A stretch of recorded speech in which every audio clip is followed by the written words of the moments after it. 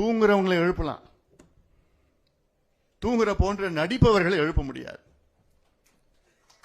ஆனா தூங்குற போன்று நடித்துக் கொண்டிருக்கின்ற ஸ்டாலின் முதலமைச்சர் அவர்களை தட்டி தட்டி பார்த்துட்டு இருக்கிறோம். தேவைப்பட்ட பலமா தட்டுறதுக்கு நாங்க தயாரா இருக்கிறோம். பிறகு எழுந்துக்கணும்னா வேற எப்படி பண்ண முடியும்? அதுக்காக தான் இப்ப மேடையில் இருக்கவங்க சொல்றாங்க, கொடுங்க, வாங்க, சொல்லுங்க, அறிவிங்க, பார்த்துப்போம். ஏன்னா எங்களுக்கு வரலாறு இருக்கு, போராட்டம்னா எங்களுக்கு பெரிய வரலாறு இருக்கு. ஆனாலும் நாங்க கேட்கிறோம், உங்க கடமையை செய்யுங்கன்னு கேட்கிறோம். எத்தனையோ சமுதாயத்திற்கு பிரதிநிதித்துவம் கிடையாது. உதாரணம் மீனவர் சமுதாயத்தில், இது மாதிரி எத்தனையோ சமுதாயம், நான் பேசிட்டே போலாம். நான் மலைக்குறவர்கள் எத்தனை பேர் இருக்கிறாங்க, அவங்க யாராவது ஒருத்தர் அரசு வேலையில் இருக்கிறாங்களா, ஏதோ படிச்சிருக்கிறாங்களா, ஏதோ காலேஜ் போயிருக்காங்களா? எப்படி நீங்க கண்டுபிடிப்பீங்க?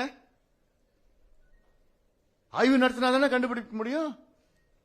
அது கூட நான் நடத்த மாட்டேன்.